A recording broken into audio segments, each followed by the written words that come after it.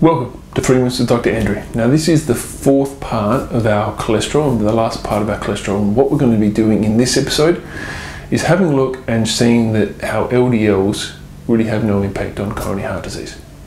So let's have a look at what the accepted method of having a coronary heart disease or plaquing is. Well, basically what happens is we supposedly have raised LDL levels.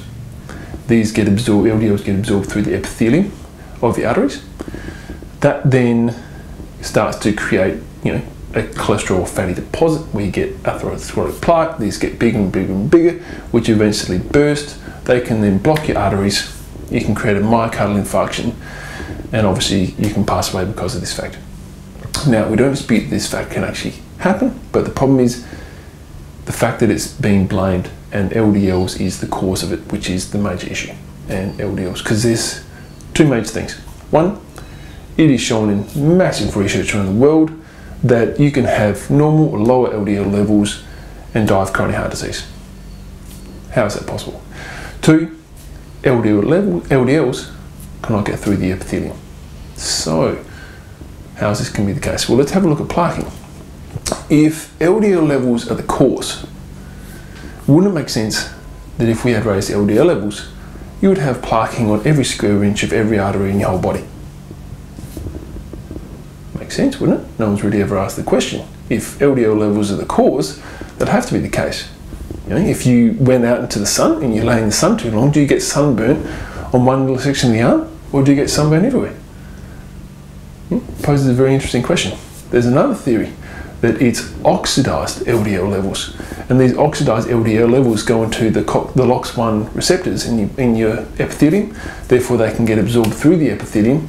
Your white blood cells come and attack these, and obviously they get bigger and bigger and bigger, attack more, and they get bigger and bigger, eventually burst, and then you get enough bursting white blood cells to start creating the plaquing, and so the process continues. But again, if that's the case, if it's oxidized LDLs that can get through the epithelium, wouldn't it be widespread? So why do we get plaquing in just very localized little areas? It really has to come back to damage. You have to have a damage in your epithelium for this whole process to happen, because LDLs cannot get through the system. So it's not because of LDLs, it's because we have a damage in our epithelium. Because it's been shown in the Framingham study, there's a massive study in Honolulu in Russia, all showed the fact that lowering LDL and cholesterol levels had a greater incidence, and they had increased mortality in heart disease. And also in Japan, they did a study that showed from 1980 to 1989 that they had an increase in LDLs and cholesterol levels in both men and women, but yet the incidence of coronary heart disease decreased.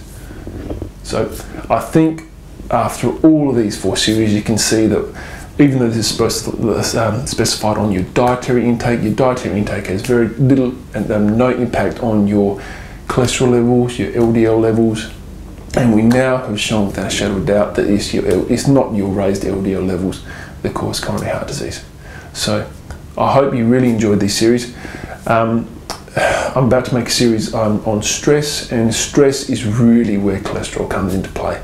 And stress leads to all the major problems that we have in society. So that is the most important one that you can understand. So I hope you enjoyed this, and I look forward to seeing you on the next episode.